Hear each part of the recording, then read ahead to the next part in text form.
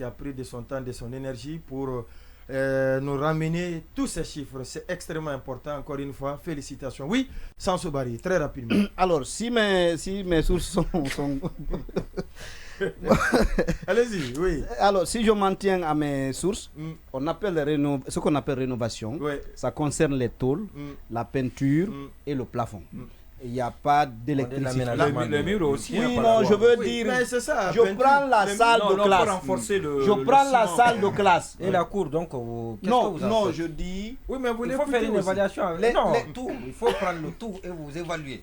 Non, je suis d'accord, il faut questionner les chiffres. Il faut aller jusqu'au ministère de l'Habitat. Et parce que personnellement, j'ai trouvé ces chiffres-là très élevés. Et je le maintiens. Ouais. Donc, ça, il faut aller jusqu'au ministère de l'Habitat. Non, je veux dire, comment ils ont fait cette évaluation. Les montants parce que sont les gens calibrés. se sont référés à un document qui existe et qui a été élaboré depuis très longtemps, qui sert de base de référence dans la fixation de ces prix. Voilà. Alors, je dis, les montants sont calibrés, même si c'est élargi à l'ensemble de l'établissement, mais sont calibrés aux salles de classe. Je rentre dans la salle de classe, je dis, qu'appelle-t-on rénovation de la salle de classe? Je dis, c'est éventuellement les tôles. Le changement des tôles. La couche de peinture à l'intérieur et le plafond. Parfois, s'il y a des petits bobos à l'intérieur. S'il y a les portes aussi. Il n'y a pas ça. Oui. Non. Oui, on va l'écouter. Alors, moi je suis en train de me dire, est-ce qu'on peut imaginer une salle de classe, on va dire d'environ 25 élèves, ou une trentaine d'élèves, ça dépasse. Les salles de classe au public. Non, attention, je dis, non, permettez. Je dis, je suis en train de parler de la norme. Je ne dis pas où les gens s'asseyent à 4. Non, attention, parce que quand les gens s'asseyent à 4, c'est pas... Salle de classe publique en Guinée. Ouais, tout dépasse quand même 25. Oui, non, il y a une école où il y a plus de 7 salles libres. Hein. Les élèves fuient cette école, c'est bien évidemment le lycée. Non, ça c'est une exception. Oui, vous trouvez plus de salles de classe. On peut aller. On peut aller. C'est une exception. Ok, on va dire une salle de classe d'une école publique en Guinée, dont chacun de nous peut se faire une idée. Puisqu'on est tous passés par là. Voilà. Alors, je suis en train de me demander, est-ce que les feuilles de tôle, la couche de peinture et le plafond peuvent valoir, pour notre raisonnement, on peut l'estimer raisonnablement à 107 millions de francs guinéens. Et je dis, l'autre problème dans ça, c'est que c'est généralisé. Vous pouvez vous retrouver dans une salle de classe où ces trois paramètres ne sont pas totalement dégradés. Mais c'est calibré à 107 millions. Ouais. Alors, je ne comprends pas.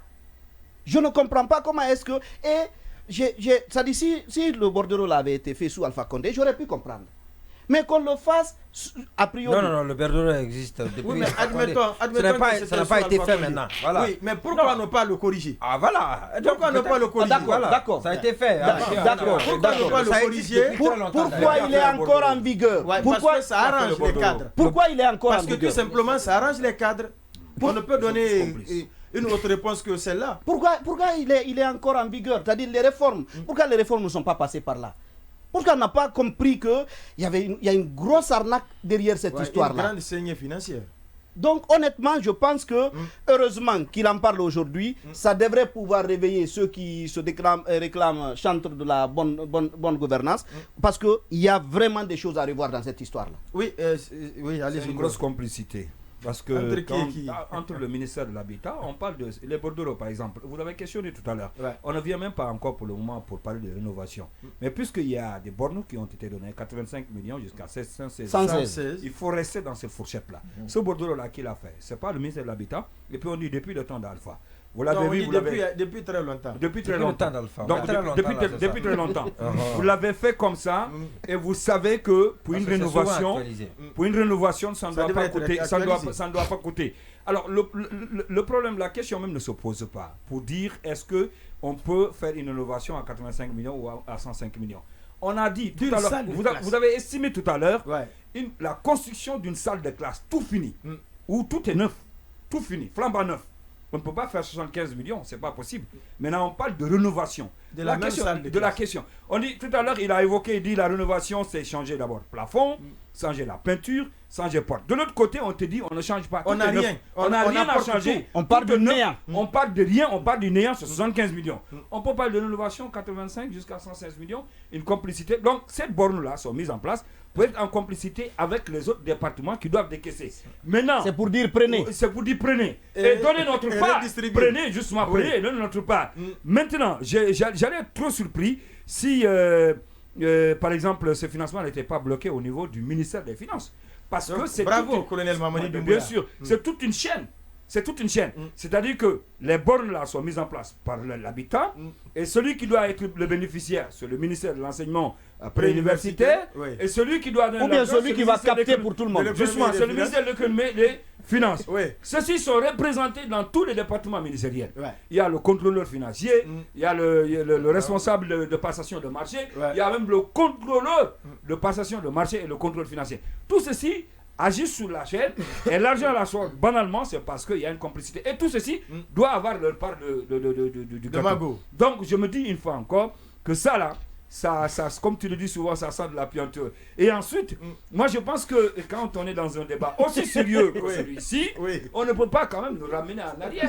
La citoyenneté, si vous voyez aujourd'hui d'ailleurs au Conakry, il ne lâche pas le morceau. Non, je permets. Oui, mais il va finir. On va lâcher le mot. Non, c'est mon temps. Tu as géré, tu étais dans l'équipe d'organisation, c'est cela? Et je suis fier de ça. Oui, alors mais là tu prends position. D'avoir été membre du comité national. Mais on n'a pas dit que c'est toi, Ndoye. On n'a pas dit que c'est toi.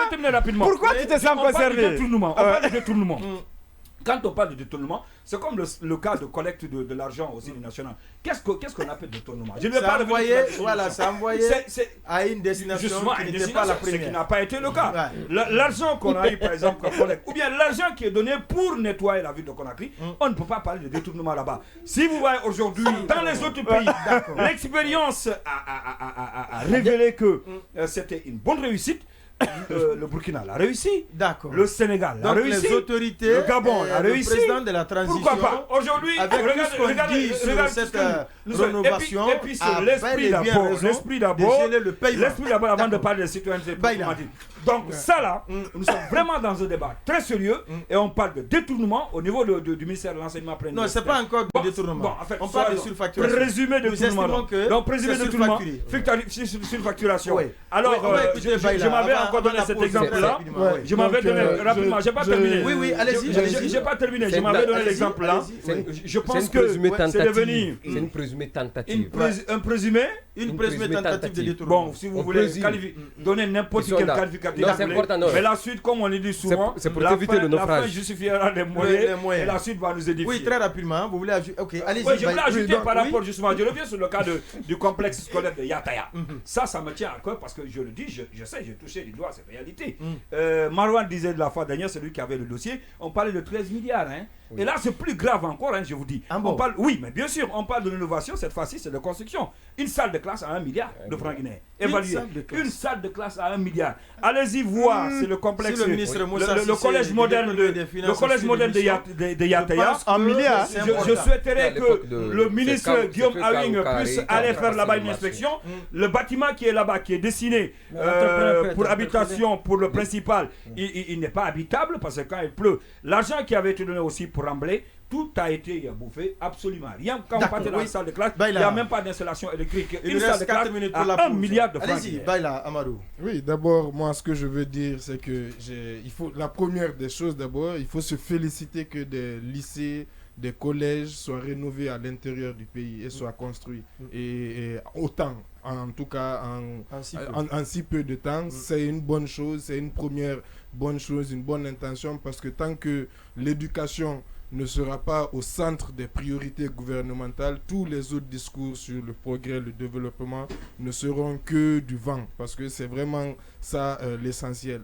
Maintenant, malheureusement, tout l'enfer étant pavé de bonnes intentions, comme on dit, on se retrouve en train de parler encore de soupçons, de corruption, de surfacturation, ce qu'on sait est monnaie courante malheureusement dans notre pays, parce que la corruption elle a pris on ne le répétera jamais assez, j'ai l'impression de me répéter émission après émission. Dans notre pays, elle a pris une proportion phénoménale. Et vous vous rendez compte de cela quotidiennement, à tous les niveaux et partout. Et l'éradiquer, ça ne sera pas simple. Maintenant, sur ces questions de surfacturation, effectivement, 100 millions par classe, ça me paraît beaucoup. Ça me paraît aussi énorme. Maintenant, j'espère que, vu que cela a été stoppé au niveau du ministère des Finances, j'espère que des enquêtes sérieuses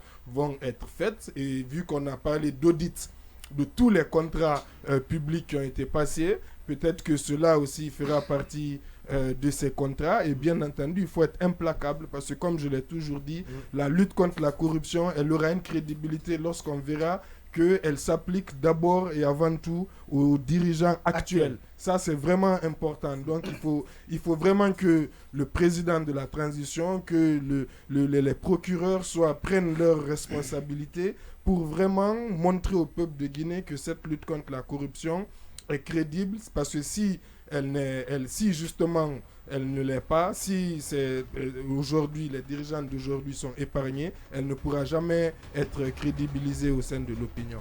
Il nous reste une petite minute avant la pause. Habib Marouane va patienter à la reprise. On lui donne la parole. Le temps pour nous de donner le contenu de 2 messages. Bonsoir, M. Condé. Parler de la corruption en Guinée est une perte de temps. Pendant le régime d'Alpha Condé, la Caisse nationale de sécurité sociale facturait un stylo à 150 000, les imprimantes qu'on vend à 2 millions et elle facturait à 15 millions, à 150 000 j'allais dire, à 15 millions. Pour lutter contre la corruption, il faut impérativement porter Cellou Dalein Diallo, président de la République. Cet homme va bannir la corruption au sein de notre société. Siradio Sunki Diallo. Cet autre message, Ibrahima Kalilula, bonsoir Condé. À l'heure de la refondation, après avoir brisé la classe politique de sa substance, le CNRD se tourne vers les journalistes. J'espère que les animateurs de Refaire le Monde ne mordront pas à la maison pendant ce temps. Le peuple vit de misère. Pauvre de nos Ibrahima Kalilula. On va à la pause, on se reprendra tout à l'heure pour la suite de l'émission On Refait le Monde.